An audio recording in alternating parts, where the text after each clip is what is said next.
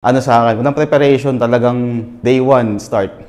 I miss a lot of birthdays, family gatherings, kasi mas pinipili ko mag-training. Hindi na siya dapat sikreto kasi sa ibang bansa, it's still well accepted. So, pro wrestling is entertainment sport, entertaining you using our bodies. But every time na nasa loob ka ng ring, nothing's fake. You can fake an injury. Every time na nasa loob ka ng ring, there's a 50% chance na ma-injure ka or maka-injure ka. So, isa yan sa mga secret sauce ng wrestlers. We need to be able to communicate without the fans seeing or knowing what we're trying to communicate. We want a good story. Gusto natin makita na, uy, masamang tao.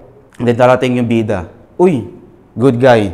Banata mo yung masamang tao. Out of nowhere, may sumigaw na, "Chow, stamin mo na yan!" Tapos, hindi rin to alam ng iba. Kala nila pag wrestler ka, uy, daming pera to, wrestler. No.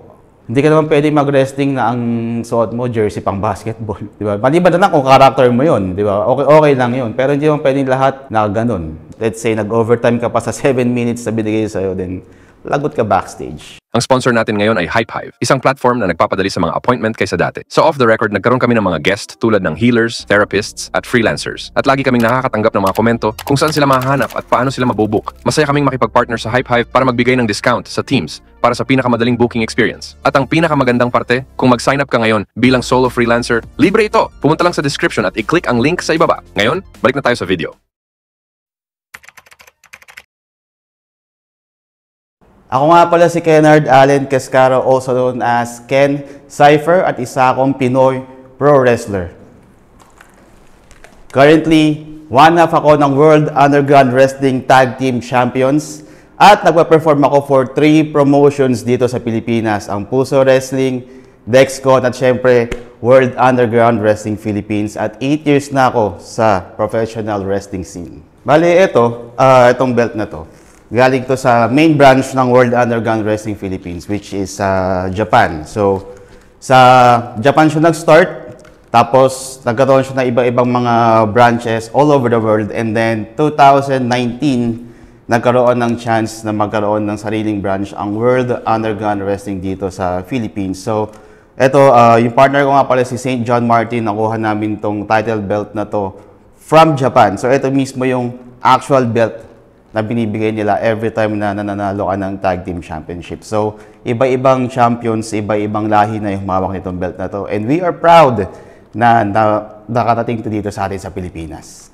Well, gaya ng karamihan sa amin, no? Isa rin akong malaking wrestling fan. As in, bata pa lang ako, around 3 years old yata ako nagsimula manood. So, as in, buong pamilya, magmula sa mga pinsan, tatay ko, lolo't lola, tito, tita, ay nakatuto kami lahat sa TV, nanonood ng wrestling. Okay, so yun yung isa sa mga biggest influence ko. And pangalawa, meron akong youngest sister back in the day. Kasi tagal ko nang gusto mag-try out as a pro wrestler. Kaso syempre, yung family mo, ayaw. Kasi nga, delikado, mahirap na, baka ma-injure, mabalian. Worst is, pwede ka mamatay sa ring, gagaya ng mga ilang nangyari sa ibang wrestler sa ibang bansa. So, yung bunso kong kapatid, siya yung nag-iisang talagang supportive na, kuya, pag nag-wrestling ka, papanoorin kita, sana mapanood kita sa TV one day. Unfortunately, nag-try out ako ng June 2017. Hindi na kami nakapag-usap kasi June 4, namatay yung bunso kong kapatid. So, hindi ko na nakwento sa kanya yung experience. So, at that time, medyo ayoko nang tumuloy kasi wala na yung biggest supporter ko. Pero, siguro, habang nasa langit siya, pwede pa rin niya ako mapanood. So, tinuloy ko na. Siya yung isa sa mga reason kung bakit hindi ako nag-quit as a pro wrestler kasi sobrang hirap ng training, as in. Paano po kayo nag-start mag-wrestling? Ano po yung parang kailangan nyo gawin para, alam nyo po yun, unti-unti kayong pumasok sa wrestling world? Ako Funny story, wala akong unti-unting pagpasok biglaan. Bago ako nag-wrestling, actually, nagtatry na akong magkaroon ng healthier lifestyle. So, nag-gym na ako noon, I think mga 4 months na ako nag-gym. Kasi may isang inuman session with close friends naman. So, ang routine namin is after gym, pumunta na kami ng hindi man bar, pero bar and resto malapit sa office. So, habang umiinom kami, nag-i-scroll ako sa Facebook, nakita ko yung tryouts for Art of War Wrestling. And ang coach namin doon is ECW legend, also former wrestler sa WWF and WCW, si Coach Chili Willy. Chili Willy yung name niya. Search na lang, makikita niyo yung matches niya sa YouTube. So, nainganyo ako kasi ang mag-train sa'yo is foreign. Tapos galing siya sa mga legitimate na wrestling promotions sa US. So, sabi nung kaibigan ko, si Darcy, na bakit na yung chance? Alam ko, matagal mo na yung gusto, matagal mo ng pangarap. So, pag ito, hindi mo pinuntahan, baka wala ng second chance, baka wala ng mag-open doors ulit. So, in short, after ng inuman, umuwi ako ng bahay, natulog ako. Kahit may over ako, pumunta ako ng Makati Cinema Square sa MCS para mag-try out. So, imagine, napaka-physical nung tryout, tapos nagsabay yung pagod tsaka yung hangover. Disaster yung araw na yun para sa akin. Hindi ko mabilang kung ilang beses akong sumuka doon sa basurahan ng MCS dahil sa pagod tsaka sa hangover. So walang ano sa akin, walang preparation, talagang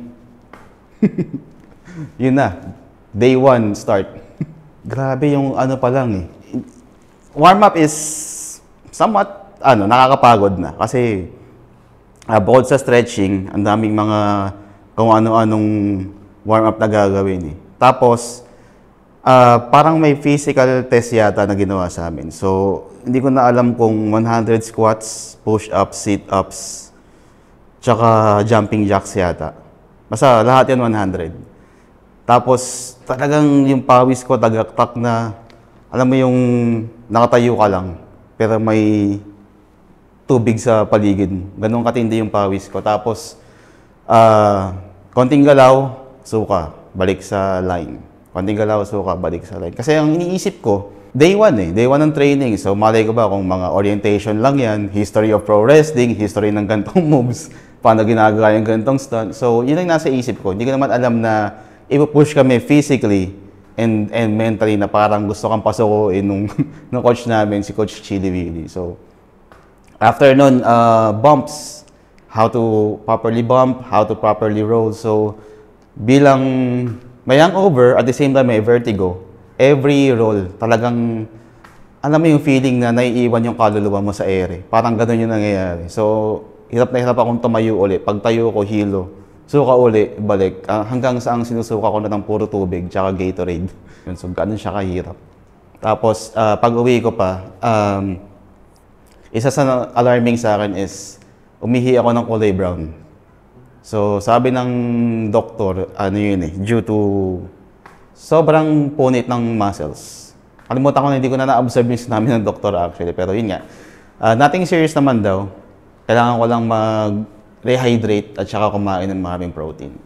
So, after po nung training po na yun, paano po kayo parang napunta sa mga, alam niyo po, yung sanligan po dito? Actually, nun kasi it will take months. Sa iba, even years, bago ka isabak sa isang actual na wrestling match.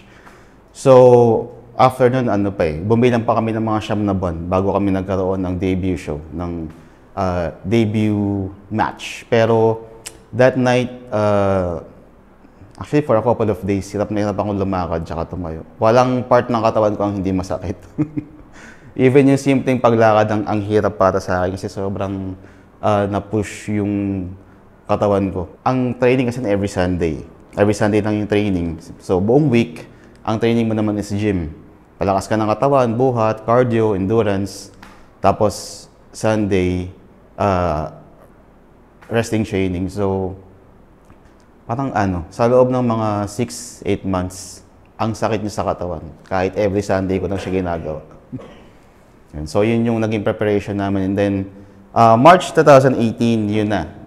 Doon na kami nagkaroon ng unang debut match namin under Art of War Wrestling. Yung stage name ko na Ken Cypher and yung moniker na Asian Nightmare, actually, galing yan sa laro, Raw vs. SmackDown, way back 2011. So kami nung kababata ko, as wrestling fans, gumagawa kami ng mga characters namin sa game. And wala akong maisip eh.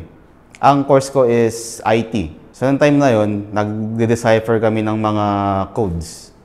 So yung word na cipher, galing siya sa decipher. Inad ko yung nickname ko na Ken. So naging Ken Cypher. And yung Asian Nightmare naman, kaya siya nabuo is sa randomizer. As in, dalawang column siya na i-randomize mo. Nagkaroon ng Asian, nagkaroon ng Nightmare. So, yun, doon siya nabuo. 2011, way back 2011 yung version ng game, pero that was 2010, summer ng 2010. Sa costume naman po, kayo po ba yung pumipili niya? No? Para may manager po na parang namimili ng mga ganyan. Okay, good question. Actually, ang maganda sa pro wrestling scene sa Pinas is pwede kang mag-pitch ng character mo, pwede kang mag-pitch ng gear mo. Yun nga lang, syempre kailangan pa rin ng approval. So ako, yung dati kong gear, walang ano yun eh. Medyo walang approval yun. Talagang kami-kami lang, World Underground Wrestling.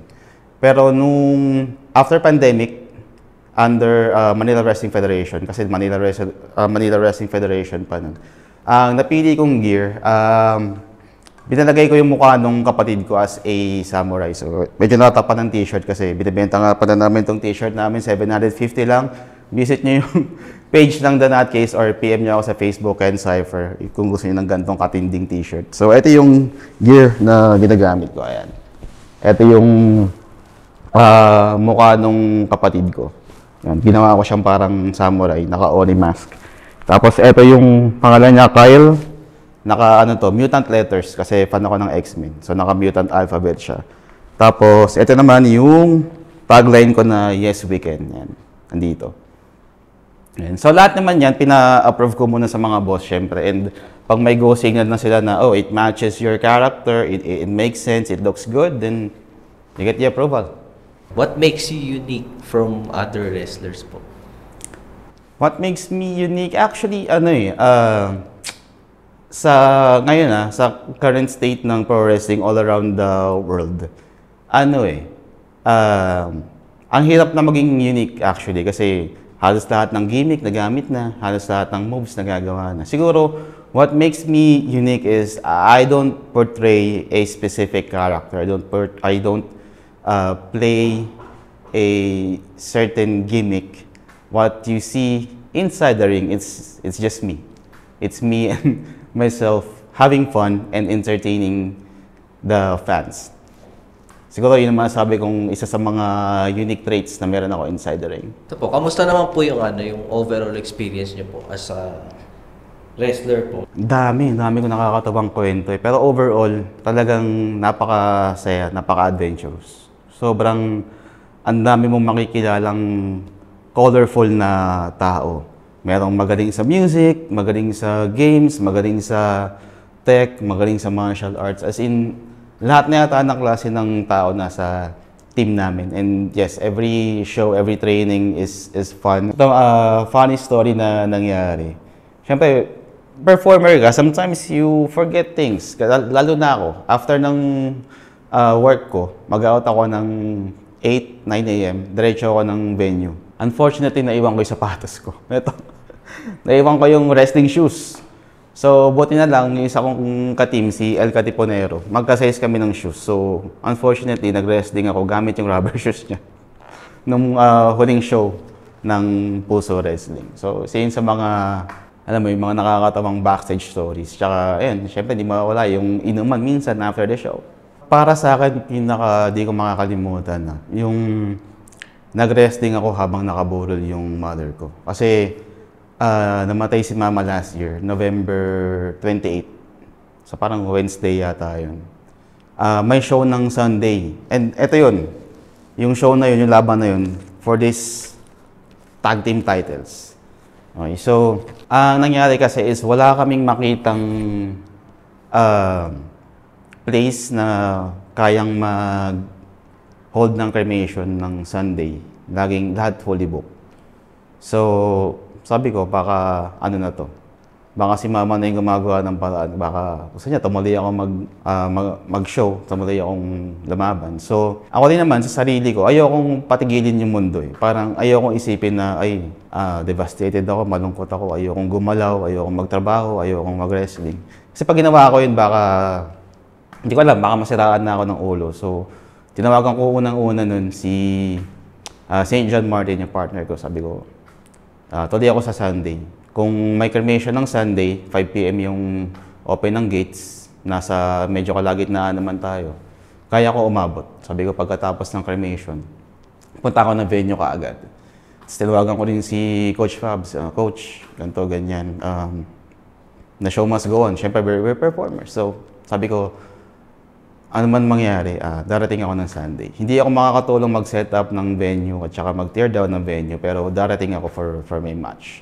Wala kami nakitang cremation na scheduled for Sunday, na push back siya ng hanggang Tuesday. So, yung buong Sunday ko talagang maluwag yung schedule. Yun nga lang, hindi ako nagkaroon ng chance na ipakita to kay mama or ipahawak sa kanya. Bago nawala si Elma, 2023 kasi talagang yung trajectory ko upward. Ang laki ng improvement ko sa training, nanalo ako ng Chili Willie Cup Tournament. Yun yung parang honor namin kay Coach Chili. So, nanalo ako ng trophy, nakakuha ko yung title na best student kasi nga nanalo ko ng tournament na nakapangalan sa kanya. Tapos, yun, we are scheduled to take this from the Japanese representatives ng World Underground Wrestling Japan. Kaso ang kapalit doon is, ito kasi isa to sa mga major sacrifice ng mga pro wrestlers. You are going to miss a lot of occasions. Lalo pa, nakatapat ang schedule ng training weekends, nakatapat ang schedule ng shows weekends. So ako, na simula nung bumalik kami ng training around 2020, late 2021, hanggang nung buong 2023, I missed a lot of birthdays, family gatherings, kasi mas pinipili ko mag-training. Tsaka, yun nga, merong show. So, ang naging impact sa akin is, 2024, medyo ang pangit ng performance ko kasi I missed a lot of trainings naman. Dahil pinili ko naman na magstay sa family ko for, alam mo yun, weekend bondings, mga okasyon. So, ang hirap medyo ang hirap i-balance out. Yun. So, yun isa sa mga naging, isa sa mga naging struggles ko after nung nawala si mama. Plus, yung feeling na nasa training ka, nasa event ka, ang looking forward ako lagi kasi is pag-uwi ko, diyan si mama, magkikwentuhan kami, nangyari sa show, papagalitan niya ako, napabugbog na naman ako. Pero bigla akong maiisip na, parang balik, snap to reality na, wala na pala akong uwian na magulang. So, isa yun sa mga may hirap na pinagdadaanan ko throughout the year. Scripted daw po yung wrestling for entertainment only. Totoo po, gan po katotoo yun? Totoo naman talaga yan. Actually, nagtataka lang kami na bakit ang dami sa Pilipinas na gulat or galit na galit sa wrestling na fake daw, ganito ganyan. Way back, hindi ko maalala kung late 80s or 90s, di ba? Ano yan yung secrets ng pro wrestling, nilabas na nila sa TV. Tapos nagkaroon pa ng mga documentaries, nagkaroon ng mga movies. So hindi na siya hindi na siya dapat sikreto kasi sa ibang bansa, it's still well accepted na ang wrestling ay major sport, ang wrestling ay livelihood or wrestling ay full-time job. Actually in Mexico, if you're a luchador at nakamaskara ka, you're allowed to walk in public na nakamask kasi your identity. Kailangan mo itago Even sa Japan. Sa Japan, if you can't wrestle for like, let's say 3 months, yung buong 3 months mo, babayaran ka. I'm not sure if the promotion will pay or the government, but you have those kind of benefits. So, for us, it's also shocking to us na ang daming hindi alam sa atin kung ano ba talaga ang pro wrestling. So, sa lahat ng mga makakanood ng video na to, pro wrestling is a entertainment sport.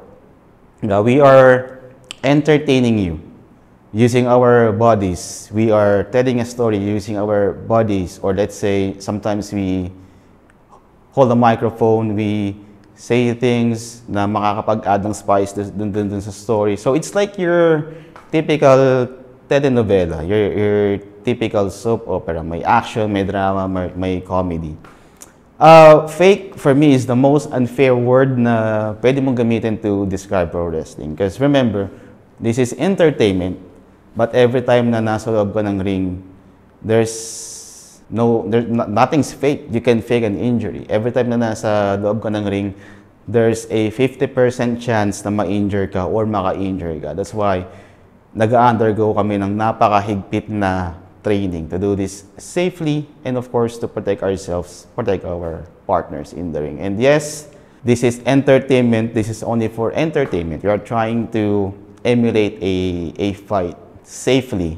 Although sometimes hindi siya safe, especially if it's a shoot style kind of match like sa amin ni SJM dati way back 2003 bago kami naging tag team partners. Masasabi ko is enjoy nyo lang, you know, try to watch our matches sa YouTube, try to watch us live, give us a chance to, you know, entertain you and show you na kaya ng mga Pinoy tumapat sa mga wrestlers abroad. Especially ngayon, ang dami na nating mga crossover talents, di ba? Ilang sikat na yung pumunta dito. Tajiri, nakailang punta na si Tajiri dito, Zack Sabre Jr. versus JDL. Ang dami. Check nyo yung YouTube page, promise. Ang dami yung mga panood ng mga ganang matches. Pero may mga laban po ba dyan na improve lang talaga siya o talagang kailangan po naka-choreograph po? Okay, that's a very interesting question. Ang match kasi, hindi ko ma-describe into one big word kasi ang daming elements ng isang match. Pero for a match, of course, we need to talk. For example, the promoter gave us, this is your match. You have 7 minutes. This is the finish. Ang goal natin is how can we reach that certain finish while entertaining the fans.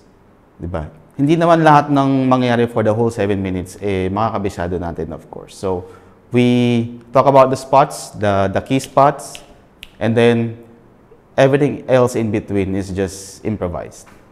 Okay, so that's one way to formulate a match. Another is, kagaya kay St. John Martin, yung partner ko, ayaw niya ng masyadong maraming pinag-uusapan. Ayaw niya nang memorize. So, ang alam lang namin is finish, and the rest, we talk while we're doing the match. So that's isa yan sa mga amazing things about wrestlers.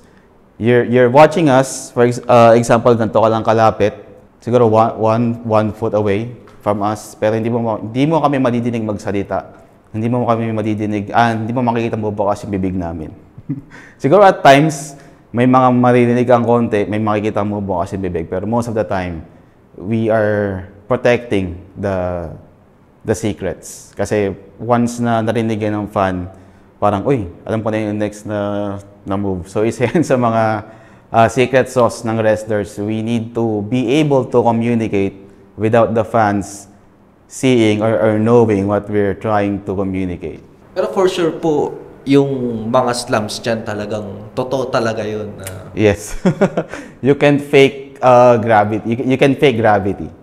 That's why we are trained to bump. Every bump, we need to protect ourselves. We need to do it safely. As much as possible, you might want to protect your opponent as well. Kasi kung babalibag mo siya, di ba?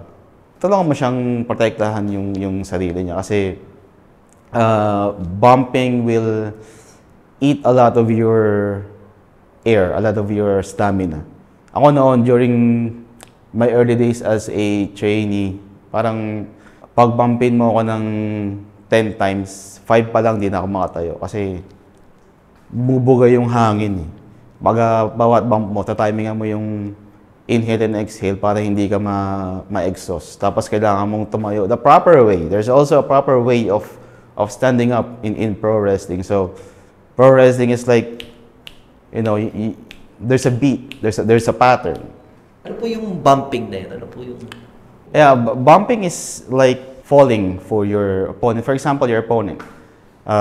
Binigyan niya ako ng lariat. So yung lariat, dito siya tatama sa meaty part ng chest. So of course, I need to fall back.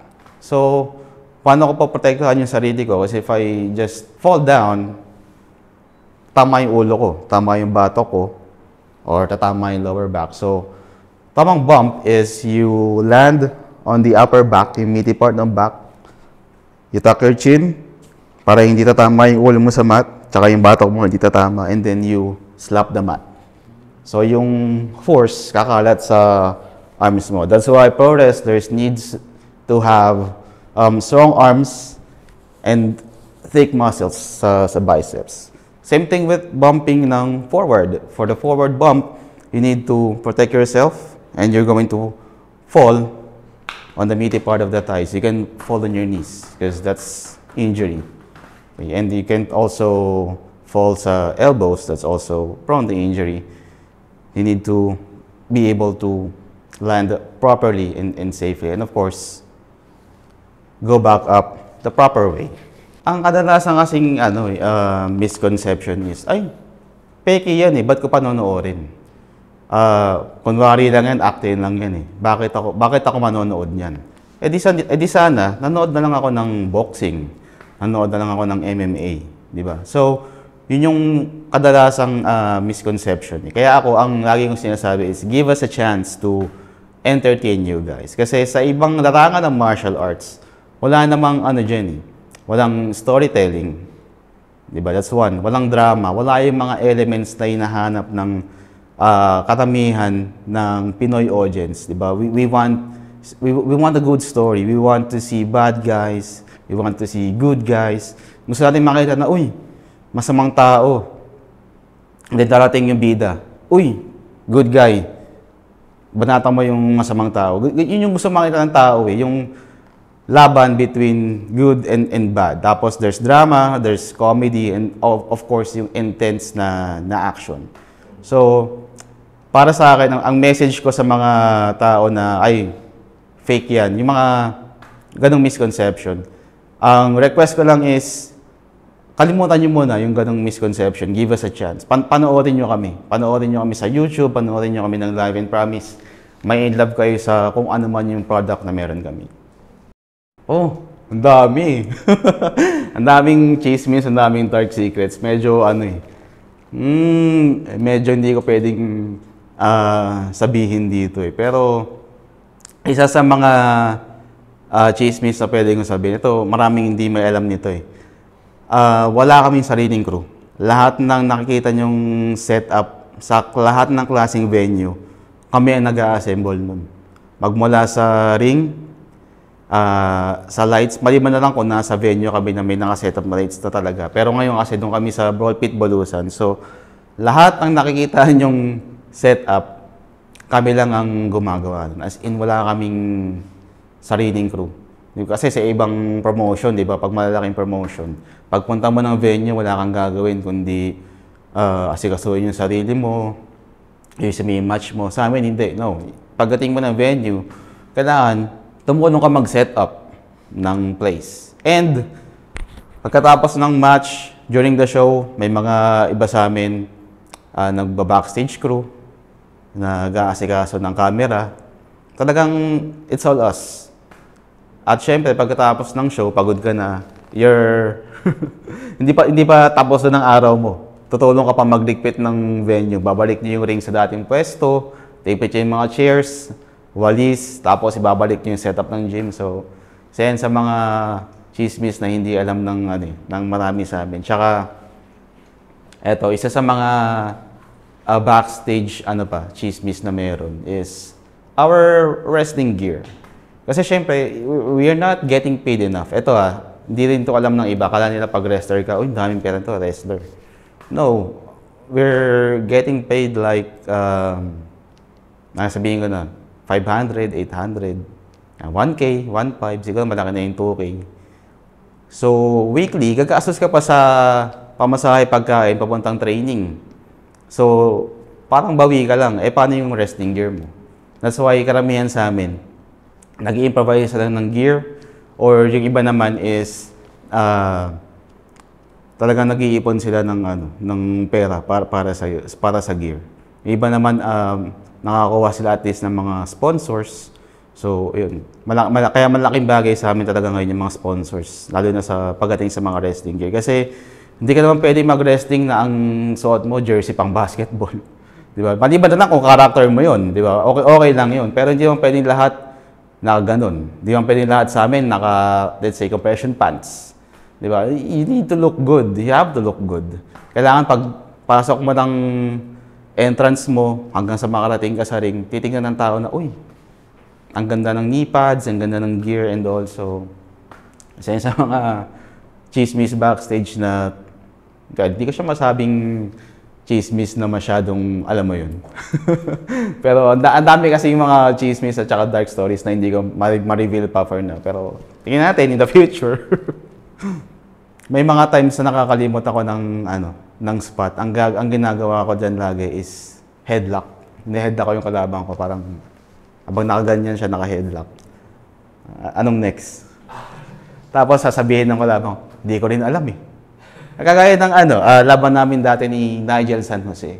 Si Nigel kasi talagang magaling na athlete din yan, napaka-flexible. Tapos talagang gifted siya sa straight. Ang lakas bumuhat niya ni Nigel San Jose. So, may nakalimutan kaming isang spot. Tinanong niya ako, anong next uli? Sabi ko, hindi ko rin alam eh. Sige, bahala na. Clothesline na lang. So, pagka-clothesline, rest hold, headlock, and then nag-usap kami ng spot. So, yun yung mga nakakatawang nangyayari sa amin during the match. And minsan, may mga times na makikita nyo kami na nakangiti. Kasi natatawa kami minsan pag nakakalimutan namin yung spot. Medyo nag-out of character kami. Tapos, may match ako nun with, versus St. John Martin. And St. John Martin is very intense. Ayaw niya ng match na pag-uusapan niyo lahat. And mahilig siya sa shoot style. So, pag binigyan ka niya ng strike, latag talaga yan. Pag binigyan ka niya ng sampal, kasi sa wrestling, bawal ang close fist. Open palm lang. So, pag binigyan ka niya, talatag talaga yan lahat. Tatama talaga yun sa'yo. Masasaktan ka talaga, ng sagad. Kasi ayaw niya nung nag-hold back eh. So, yung laban namin na yun, ang intense yung intense yung crowd, intense yung laban namin. Talagang stiff yung mga banatan. Kasi, train siya ng Japanese wrestlers eh. So, talagang shoot style. And nung time na yun, nanonood yung mga kasama ko sa office. I think 7 yata sila. Kasama yung naming boss. Out of nowhere, may sumigaw na, "Chokestamin mo na yan!" Tapos parang, natawa ko bigla kasi, alam mo yun, medyo na out of character ako. So, nag-cover na lang ako para di makita ng crowd na tumatawa. Kasi nga, natawa ako sa reaction ng isang office mate ko. Pero, isa yan sa mga favorite matches ko, yung mga laban ko kay St. John Martin. Kasi, hindi ko kailangan magkabisado ng maraming spots.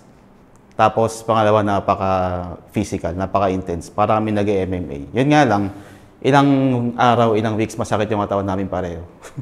Ang finish na gusto ni St. John Martin sa laban namin na yun is dumugo yung ilong niya. So sabi niya, i-elbow ko siya sa ilong. So parang mga nakatatlong try ako, ayaw dumugo. So, in-stop na ng referee yung match. Ayun, ito hindi ko po natatanong to kanina eh. May mga finishers po. Yung mga finishers po, di ba sa wrestling may mga finishers yan. Paano po ninyo binibuild yan yung sarili niyong finisher? Okay. Eto, bago tayo pumunta dyan, quick chismis lang din. Di ko masabing dark story, pero chismis. Sa industry, sa locker room, sa amin, bawal sa team bawal lang walang iya. Sisipain ka ng mga boss, palabas. Yan eh, kumbaga relatable yan sa finishers. So kung walang hiya ka, yung finisher na gusto mong gawin is masyadong delikado, tapos hindi mo kayang ibigay na maayos kasi mahina ka, hindi ka papayagan ng mga boss, hindi ka papayagan ng mga coach, hindi nila i-approve yan. At saka number 1 rule, kung ano yung finisher mo na ibibigay mo sa kalaban mo, dapat kaya mong ibigay, kaya mong tanggapin. Kung halimbawa, ikaw, ang finisher mo is chokeslam, mag-debut ka, you're new guy, mag-debut ka ng gantong date. Bago mo ako bigyan ng chokeslam, bibigyan mo na kita. So, yun yung golden rule sa pro wrestling. Kailangan kaya mong tanggapin yung move na gusto mong ibigay. Pero pag sa laban po ba, kailangan po ba for every fight maka-finisher to si ganito, tapos maka-finisher to si ganito, o hindi naman po kailangan ganito? Okay. Another good question. Maganda yung tanong na yan kasi sa match, iba-iba eh. Hindi naman porke may laban ka, dapat lahat ng moves na meron ka, magawa mo sa match. Ang pinaka-importante kasi dyan is yung finish at saka yung drama. So, no, hindi sa lahat ng laban kailangan makapag-finisher ka. Kasi pwede kang, paano kung ang sinabi ni promoter tsaka ni yung pinaka-agent ng match nyo is, ito yung gusto kong finish, disqualification. So, hindi mo kailangan mag-finisher for disqualification. So, halimbawa, you're a bad guy. Ang gusto ni manager, ang gusto ni promoter is, ang finish nyo dapat ng match is, dadayain mo siya, let's say, like a low blow and then pin. And so, yun yung magiging finish nyo dapat. So, ano yan? Another, tawag dito, another chismis na naman yan. Pagka ka, dapat, hindi mo baliin ang rule at saka ang finish na gusto ng promoter. Kailangan sundin mo. Kasi it adds to the story.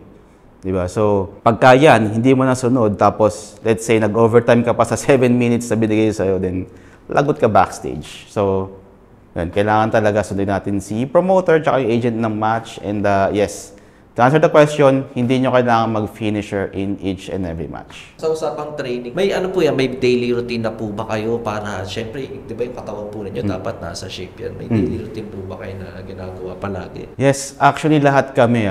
Yung iba sa amin kasi may kakayanan na mag-monthly subscription sa gym. Pero kung wala ka namang pang-gym, okay lang. Mag-home workout ka. Kasi ang pinaka fundamentals sa wrestling is push-up tsaka squats. Kailangan pagka sinabi ng coach na, gawa ka ng push-up, 100. Kailangan, magawa mo 100. Ibig sabihin nun, you're physically capable, prepared. Squats, 500. Kailangan, magawa mo yun. Kasi ibig sabihin nun, bago ka pumunta ng training, yung buong week mo, nag-training ka mag-isa sa bahay or nag-training ka sa gym. At saka kasi, hindi mo kayang bumuhat ng kalaban kung hindi malakas ang katawan mo. So, alam mo yun, hindi ka, hindi ka basta lang mag-training every Sunday, every Saturday. No. Monday to Friday, kailangan nagbubuhat ka sa gym or nag-home workouts ka. Kagaya ko, ang routine ko palagi is after ng trabaho, gym. Pag-uwi ko ng bahay, meal prep. Kasi yung bawon mo kinabukasan, kinagabihan, pagpasok, tapos yung pagkain mo after the gym. Tapos yun, supplements din, protein shake, pre-workout, creatine. So, aalagaan mo talaga yung katawan mo. Ihahanda mo yung katawan mo para sa Sunday session. Kasi sa Sunday session, yung pinaka talagang intense. Sa mga sasabak na, let's say, trainees na gusto maging pro wrestler, isa yan sa mga kailangan yung paggandaan. Yung proper nutrition, tsaka yung pag-gym. Kagaya ko noon talagang sobrang hina ako as in. Tapos ang timbang ko yata dati, umabot ako ng 92 kilos, pinamabigat. Imagine, hindi ako makapag-push up kahit 5. So, unlike ngayon na talagang pag-push upin mo ako, talagang Hindi ko alam kung makakailan ako, pero kaya mo maka 100, 120. Kaya talagang kung mag-wrestling kayo, magpapalakas talaga kayo ng katawan. Talagang pro wrestling, magiging lifestyle niyan, hindi yan hobby lang. Magiging lifestyle niyan pro wrestling. Ano po yung masasabi niyo pinaka-challenging na parte sa pagiging wrestler po? Actually, madami yung pera, gasto sa gear, sa nutrition. Pero sa akin, kung ako tatanungin, ang pinaka-challenging talaga, yung physical challenge. Kasi ako, sa totoo lang, hindi ako matangkad.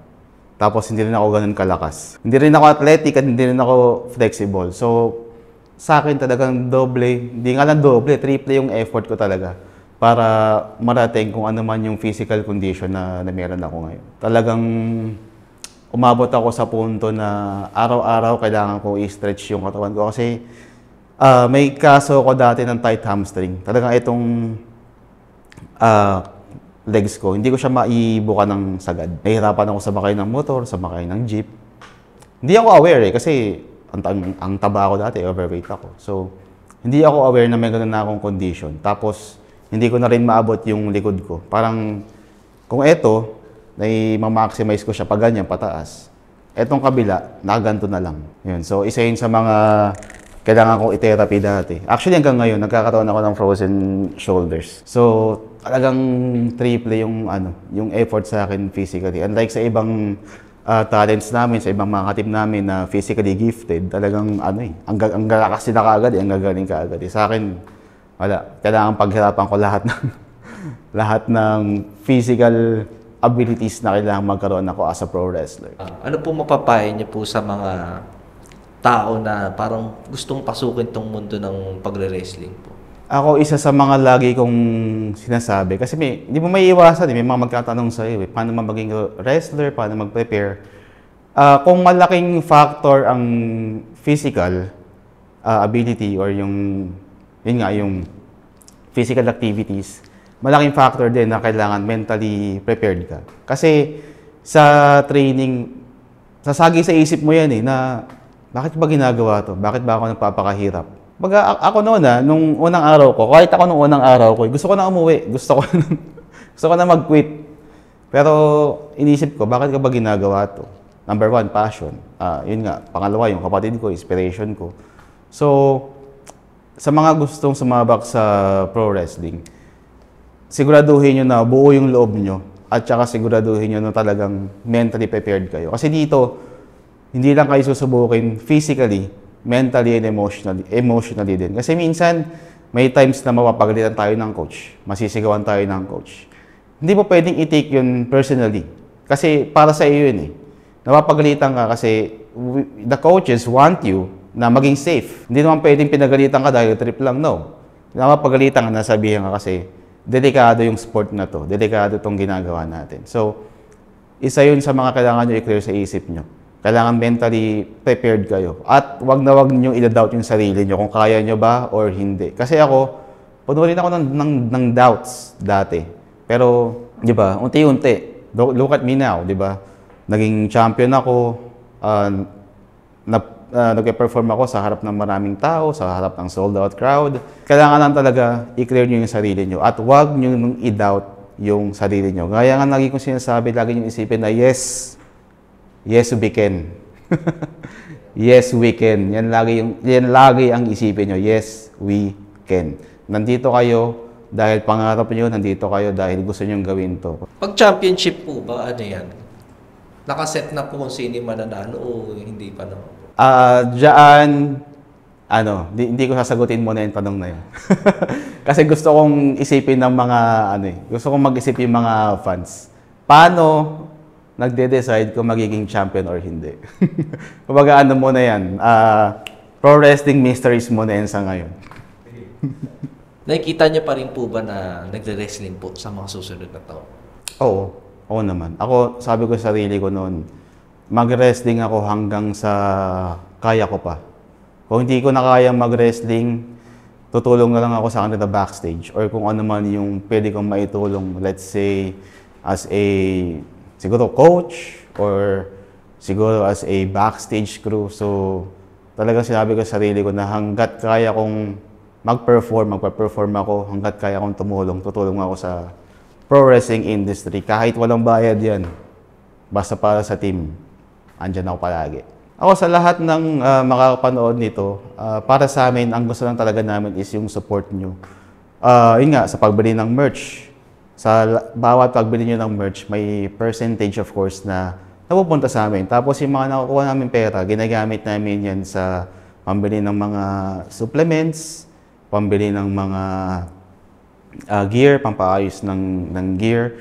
Kung hindi nyo man afford bumili ng merch or kung hindi nyo gusto yung, let's say, yung mga trading cards na meron, yung simpleng like and share ng mga post namin sa page ng Pulso Wrestling, ng World Underground Wrestling Philippines, ng Dexcon, yung simpleng share sa social media.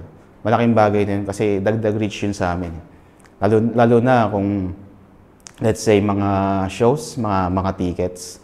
Kung dagdag yan para makalat sa iba na, uy, may wrestling sa Pinas. Tsaka wag nyo na lang i-bash kasi, kasi ako kaya ko mag-handle ng bashers online. Kaya ko i-ignore yan. Pero, hindi lahat ng tao kasi emotionally prepared for the harsh words. Naman tayo lahat, Pinoy. So, magtulungan na lang tayo. Wag nating i-hate yung isa't isa. Wag nating i-spread yung hate.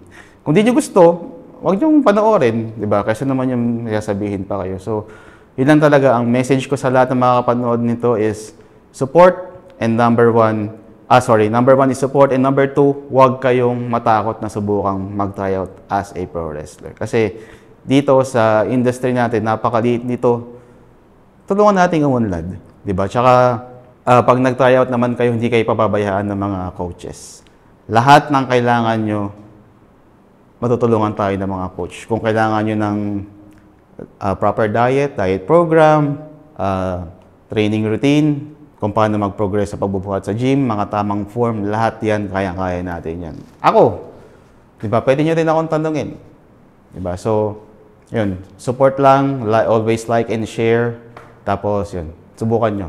Lalo na sa mga girls, kasi ngayon medyo konti pa lang yung nag-wrestling na girls. Gusto kasi namin sana magkaroon ng women's championship. And so far, meron lang yatang 10 or 9 na babae dito sa Pilipinas na dito naka-base na active na nag-wrestling. So, iniengganyo namin yung mga girls na mag-try out, and especially yung members ng mga nasa LGBTQ+.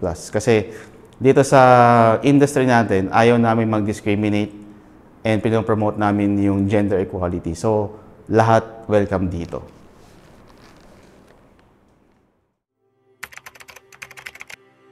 Mga kaibigan, malapit na tayong umabot sa 100,000 subscribers. Kaya't wag na wag niyong kakalimutan mag-comment, like at i-share ang aming mga video.